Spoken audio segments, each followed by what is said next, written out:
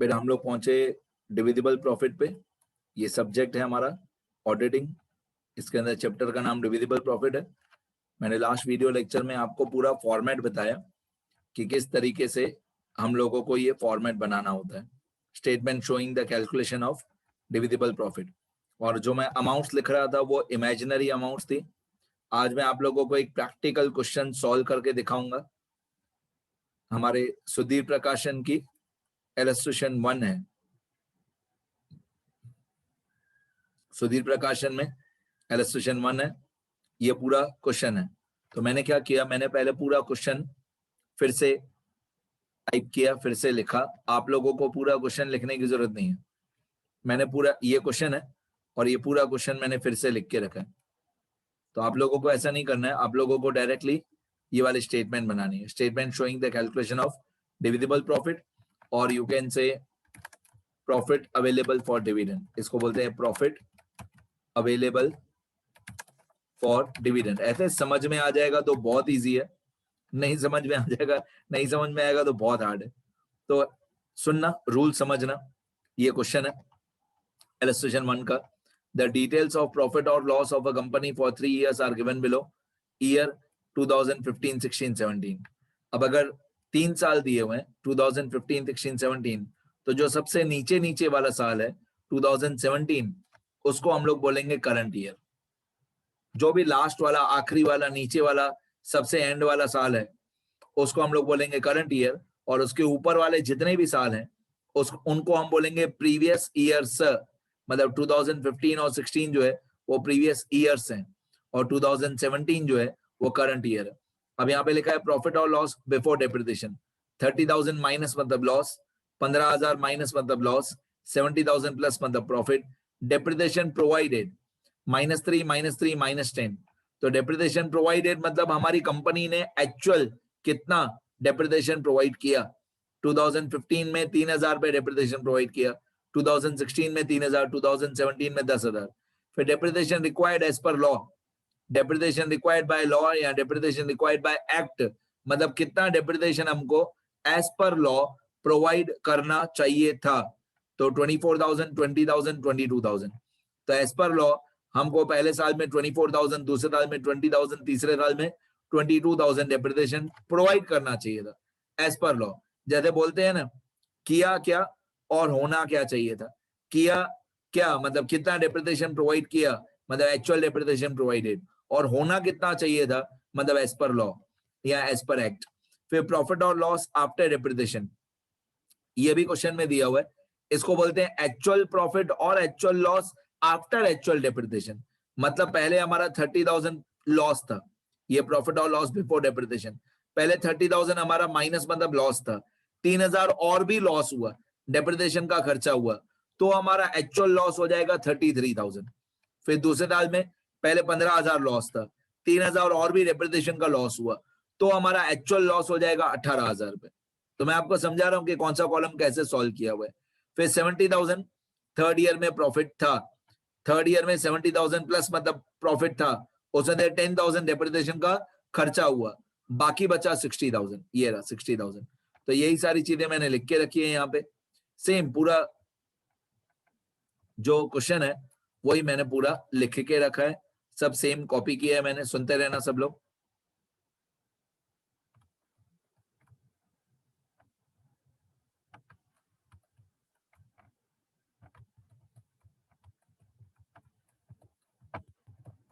ये पूरा क्वेश्चन है, ठीक है। ईयर, फिर प्रॉफिट और लॉस बिफोर डेप्रिसिएशन, फिर डेप्रिसिएशन प्रोवाइडेड मतलब एक्चुअल डेप्रिसिएशन प्रोवाइडेड, फिर depreciation required as per law, जो भी था क्वेश्चन में दिया हुआ था। फिर प्रॉफिट और लॉस, प्रॉफिट और लॉस आफ्टर डेप्रिसिएशन मतलब आफ्टर एक्चुअल डेप्रिसिएशन। तो इस कॉलम को बोलते हैं एक्चुअल प्रॉफिट और लॉस आफ्टर एक्चुअल डेप्रिसिएशन, इस कॉलम का सही नाम, ठीक है। चलो सबसे पहले आपको प्रीवियस ईयर, यहाँ पे मैंने जानबूझ के एक कॉलम छोड़ दिया है ब्लैंक, यहाँ पे मैंने एक लाइन ब्लैंक छोड़ दिया आगे वाले क्वेश्चंस के लिए। फिर ये प्रीवियस ईयर 2015 जो सब ऊपर दिया हुआ था वही मैंने लिखा है। प्रीवियस ईयर 2016 जो ऊपर दिया हुआ था वही मैंने लिखा है, और करंट ईयर 2017 यहाँ पे भी जो अमाउंट्स ऊपर क्वेश्चन में दी हुई थी मैंने वही लिखी है। बस मैंने क्या चेंज किया है, मैंने ये डेप्रिसिएशन में क्वेश्चन में यहाँ पे डेप्रिसिएशन के कॉलम में माइनस माइनस माइनस लिखा हुआ था, वो ज्यादा माइनस की साइन से कंफ्यूजन क्रिएट होता है, तो मैंने सब में से माइनस साइन हटा दी, मैंने सब में से माइनस साइन हटा दिया। देखो ये -3 -3 -10, तो मैंने क्या किया, माइनस साइन हटा दी, मैंने सिर्फ 3 और 3 और 10 लिखा है। देखो 3 और 3 और 10। फिर आपको दिया हुआ था -24 -20 -22, ये वाला -24 -20 -22, उसमें मैंने माइनस साइन सिर्फ हटा दी, 24 20 22। हाँ, पहले कॉलम में प्रॉफिट और लॉस में और लास्ट कॉलम में प्रॉफिट और लॉस में मैंने साइन लगाई है, क्योंकि प्लस मतलब प्रॉफिट और माइनस मतलब लॉस। जहां पे भी प्लस की साइन है मतलब वो प्रॉफिट है, और जहां पे भी माइनस की साइन है, जहां पे भी माइनस की साइन है मतलब वो लॉस है। तो पहले और लास्ट कॉलम में मैंने प्रॉफिट या लॉस लिखा है, प्लस या माइनस की साइन लगाई है। बाकी डेप्रिसिएशन के कॉलम में मैंने माइनस साइन हटा दिया, क्योंकि बहुत ज्यादा कंफ्यूजन क्रिएट होता है। अब यहां से हमारी स्टेटमेंट बनाना मैंने शुरू किया, statement showing the calculation of divisible profit और प्रॉफिट अवेलेबल फॉर डिविडेंड। चलो, ये स्टेटमेंट का पहले तो आपको पर्टिकुलर्स का कॉलम जो है वो तो घर से सीधा याद ही करके जाना। जो पर्टिकुलर्स का कॉलम है वो तो हमेशा सेम रहेगा, बाकी अमाउंट्स आपको याद करनी है। अमाउंट समझनी है, याद नहीं करनी है, समझनी है कि कहां पे कौन सी अमाउंट आएगी। सबसे पहले हम लोग स्टार्ट करते हैं जो सबसे नीचे करंट ईयर है उसके प्रॉफिट से बिफोर डेप्रिसिएशन। सबसे पहली लाइन में हमको चाहिए profit before depreciation of current year. तो सबसे पहले हमको ये 70,000 चाहिए, इसलिए मैंने इसको, आप देखोगे येलो बैकग्राउंड करके रखा है, यहाँ पे मैंने इसको येलो बैकग्राउंड करके रखा है। ये हमारी सबसे पहली अमाउंट है, ये वाला 70,000, इसको बोलते हैं profit before depreciation of current year, और ये हमेशा प्लस में ही होगा। 70,000 ये हमारी पहली अमाउंट है। ये profit of current year before depreciation, मैंने ईयर भी लिख के रखा है 2017, 70,000, ये रहा 70,000। ये क्वेश्चन दिया हुआ है 70,000, ये हमारे आंसर में पहली लाइन में 70,000। ओके, अब इस 70,000 में से तीन चीजें माइनस होती है, इस 70,000 में से तीन चीजें माइनस होती है। पहला depreciation as per law of current year, पहला depreciation required as per law या as per act of current year. तो करंट ईयर का डेप्रिसिएशन एज पर लॉ 22,000 है, जो मैंने येलो बैकग्राउंड करके रखा है 22,000। ये लेस में 1 नंबर में ये अमाउंट आएगी 22,000 depreciation as per law of current year, ये मैंने लिख के रखा है। ये रहा depreciation of current year as per law, और करंट ईयर कौन सा है 2017, ये 22,000, ये माइनस में पहली अमाउंट। तो सबसे पहले ये दो अमाउंट लिखना बहुत इजी होती है, ये दोनों अमाउंट लिखना बहुत इजी होती है, करंट ईयर का प्रॉफिट बिफोर डेप्रिसिएशन और करंट ईयर का डेप्रिसिएशन एज पर लॉ। ठीक है, अब इसके बाद जो सेकंड और थर्ड अमाउंट माइनस होती है वो थोड़ा टिपिकल होता है। सेकंड अमाउंट जो माइनस होती है इसको बोलते हैं outstanding depreciation of previous years और arrears of depreciation of previous years. मतलब हमारा करंट ईयर है 2017, तो प्रीवियस ईयर होगा 2015 और 16, तो मेरे को चाहिए 2015 और 16 का आउटस्टैंडिंग डेप्रिसिएशन, मतलब कितना डेप्रिसिएशन हमको 2015 और 16 का प्रोवाइड करना बाकी है। तो मैं आपको पहले क्वेश्चन में दे जाके बता दूं, ये सारी अमाउंट्स वही लिखी हुई है जो क्वेश्चन वाली अमाउंट्स है, तो मैं आपको क्वेश्चन में से समझाने की कोशिश करता हूं। ये क्वेश्चन है 2015 हमारा प्रीवियस ईयर है और 2016 भी हमारा प्रीवियस ईयर है। कितना आउटस्टैंडिंग डेप्रिसिएशन, कितना डेप्रिसिएशन ऐसा था जो हमको प्रोवाइड करना रह गया। देखो 2015 में एक्चुअल डेप्रिसिएशन हमने प्रोवाइड किया 3,000, हमको प्रोवाइड करना चाहिए था एज पर लॉ 24,000, तो हमने प्रोवाइड किया 3,000 एक्चुअल, और एज पर लॉ हमको प्रोवाइड करना चाहिए था 24,000, मतलब 21,000 रुपीज डेप्रिसिएशन अभी भी हमको प्रोवाइड करना बाकी है, 21,000 रुपीज, क्योंकि हमको एज पर लॉ डेप्रिसिएशन लिखना था हमारे अकाउंट्स में 24,000, पर हमने लिखा सिर्फ 3,000, तो 21,000 अभी भी आउटस्टैंडिंग है ना। तो ये जो 21,000 है इसको बोलेंगे 2015 का आउटस्टैंडिंग डेप्रिसिएशन, या arrears of depreciation 21,000, as per law provide करना चाहिए था 24,000 और एक्चुअल हमने प्रोवाइड किया 3,000, तो 21,000 अभी भी हमको प्रोवाइड करना बाकी है प्रीवियस ईयर का 15 का। अब 2016 में हमने एक्चुअल डेप्रिसिएशन प्रोवाइड किया 3,000, एज पर लॉ हमको प्रोवाइड करना चाहिए था 20,000, एज पर लॉ प्रोवाइड करना चाहिए था 20,000, एक्चुअल डेप्रिसिएशन प्रोवाइड किया 3,000, मतलब 17,000 17,000 रुपए और भी डेप्रिसिएशन हमको प्रोवाइड करना बाकी है 2016 का 17,000, ये 2016 का 17,000। तो एज पर लॉ हमको प्रोवाइड करना चाहिए था 20,000 और एक्चुअल हमने प्रोवाइड किया 3,000, तो 17,000 अभी भी बाकी है। ये ऊपर मैंने 0 लिखा है, वो 000 आपके काम का नहीं है।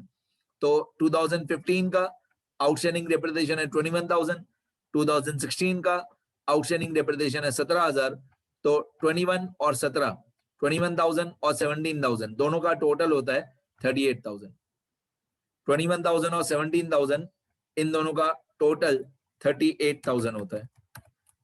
तो ये 38,000 हम लोग लेस 2 पे लिख देंगे, ये 38,000 हम लोग यहाँ पे माइनस कर देंगे 38,000 इन दोनों का टोटल, जो 21 और 17 का टोटल आया 38,000, ये हम लोग यहाँ पे माइनस कर देंगे 38,000। करें बेटा आगे, चलो आगे बढ़ते हैं। मतलब ये 21 और ये 17 38 हुआ, ये 38 मैंने यहाँ पे माइनस कर दिया। अब जो लेस 3 की अमाउंट है वो और भी ज्यादा हार्ड है, जो लेस 3 पे आएगा ये और भी ज्यादा हार्ड है, सुनना ध्यान से। इसको बोलते हैं एक्चुअल डेप्रिसिएशन और actual loss after actual depreciation of previous years whichever is less. तो यहाँ पे मैंने एक टेबल बना के रखा है, ईयर अमाउंट्स नहीं दिखाऊंगा मैं, अमाउंट पहले ऊपर जाके समझाऊंगा फिर दिखाऊंगा। तो year, actual depreciation, actual loss after actual depreciation, फिर व्हिचएवर इज लेस, ये भी प्रीवियस ईयर्स का। ठीक है, अब देखो ईयर से याद कर लो। सबसे पहले करंट ईयर, फिर लेस 1 में भी करंट ईयर, सबसे पहले करंट ईयर, लेस 1 में भी करंट ईयर, लेस 2 में प्रीवियस ईयर्स और लेस 3 में प्रीवियस ईयर्स। ओके, अब एक्चुअल डेप्रिसिएशन और actual loss after actual depreciation देखो, ये हमारा 2015 है, इसका एक्चुअल डेप्रिसिएशन है ये वाला 3,000, ये 2015 है प्रीवियस ईयर 1, इसका एक्चुअल डेप्रिसिएशन है ये वाला 3,000 और actual loss after actual depreciation है ये वाला -33,000। -33,000 में से माइनस साइन को इग्नोर करो, तो एक्चुअल डेप्रिसिएशन है 3,000 और actual loss after actual depreciation है 33,000। तो ये 3,000 और ये 33,000 दोनों में से जो छोटा हो। अब आपको लगेगा सर डेप्रिसिएशन ही छोटा होगा ना, लॉस तो हमेशा बड़ा ही होगा। नहीं, मैं आपको ऐसे भी क्वेश्चंस बताऊंगा जिसमें कभी कभी ये जो एक्चुअल लॉस है वो छोटा होगा, जो पीछे पीछे वाला कॉलम है, कभी कभी वो भी छोटा होता है। तो रूल्स के साथ जाओ, जो मैं रूल्स बोल रहा हूं उनके साथ सॉल्व करो। एक्चुअल डेप्रिसिएशन 2015 का 3,000, actual loss after actual depreciation, ये आप लोग समझे, actual loss after actual depreciation मतलब प्रॉफिट बिफोर डेप्रिसिएशन हमारा -30,000 था, मतलब बिफोर डेप्रिसिएशन हमारा 30,000 लॉस था, 3,000 और भी डेप्रिसिएशन का लॉस हुआ, तो आफ्टर डेप्रिसिएशन ये बन गया 33,000 लॉस। मतलब पहले ही 30,000 लॉस था, 3,000 और भी डेप्रिसिएशन का खर्चा हुआ, तो आफ्टर डेप्रिसिएशन हमारा एक्चुअल लॉस हो गया 33,000। तो ये 3 और ये 33 दोनों में से व्हिचएवर इज लेस, तो लेस कौन सा है 3,000। देखो मैं आंसर में दिखाता हूं अभी, ये देखो 2015 actual depreciation 3,000, actual loss after actual depreciation 33,000, फिर दोनों में से जो छोटा हो 3 या 33, दोनों में से छोटा 3,000। इसी तरीके से सेम 2016, बस पूरा आंसर खत्म हो गया। इसी तरीके से 2016 का एक्चुअल डेप्रिसिएशन है ये वाला 3,000 और actual loss after actual depreciation है ये वाला 18,000। तो 3,000 माइनस साइन को प्लीज इग्नोर करो, 3,000 और 18,000 दोनों में से जो छोटा हो, तो 3 और 18 में से छोटा कौन सा है 3,000। ये 3,000 एक्चुअल डेप्रिसिएशन, ये actual loss after actual depreciation 18,000, दोनों में से जो छोटा हो 3 और 18 दोनों में से छोटा है 3000। यहाँ पे मैंने लिख के रखा है लोअर अमाउंट। तो पहले 3 और 33 में से जो लोअर हो 3000, फिर 3 और 18 दोनों में से जो लोअर हो 3000। तो 3 और 3 टोटल कितना हुआ 6, ये 6000 माइनस हो जाएगा। तो लेस 1 2 3 तीनों अमाउंट हो गई, हमारा सम खत्म हो गया। लेस 1 पे था 22,000, लेस 2 पे था 38,000, इन दोनों का टोटल 21 और 17 का टोटल 38,000।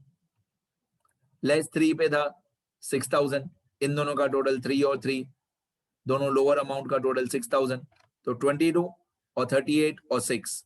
लेस 1 पे था 22, लेस 2 पे था 38, 22 38 और 6। 22 और 38 कितना हुआ 60,000। 60,000 और 6,000 कितना हुआ 66,000। मतलब तीनों लेस को मिला के टोटल 66,000 आया। तीनों लेस को मिला के 22, पहला था 22,000, दूसरा था 38,000, तीसरा है 6,000। इन तीनों को मिला के 22 और 38 60 हुआ, 60 और 6 66 हुआ। तो इन तीनों को मिला के 66,000 माइनस होगा। किस में थे पहली अमाउंट में थे। पहली अमाउंट क्या थी 70,000। Profit of current year before depreciation 70,000 था। इस 70,000 में से लेस 1 2 3 का टोटल 66,000 माइनस हो जाएगा। तो 70 माइनस 66। अब 70 माइनस 66 तो हमारा आंसर आ जाएगा 4,000। ये 4,000 को डिविजिबल प्रॉफिट भी बोलते हैं या प्रॉफिट अवेलेबल फॉर डिविडेंड भी बोलते हैं। अब कुछ कुछ ऐसे शॉर्ट सम्स होते हैं जिसमें इस 4,000 के बाद भी एक स्टेप और होता है, और जब क्वेश्चंस आएंगे तब बताऊंगा। अभी ये तो इलस्ट्रेशन 1 था, मतलब आप बोल सकते हो इस चैप्टर का सबसे इजी क्वेश्चन था।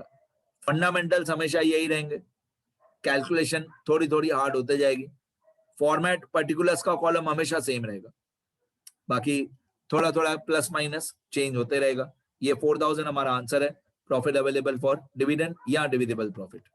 ठीक है, इतना लिखना सब लोग। मैं एक बार स्क्रॉल कर देता हूं।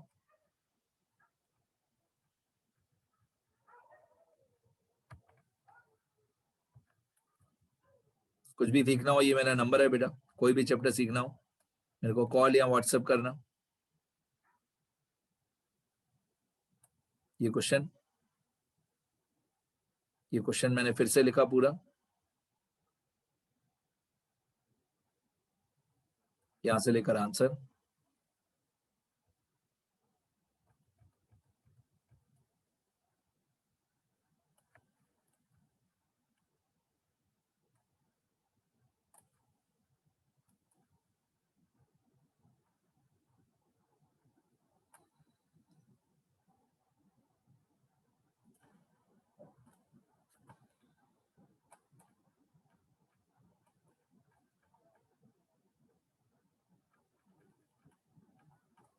ठीक है, इतना लिखो सब लोग, लिखो अच्छी तरह,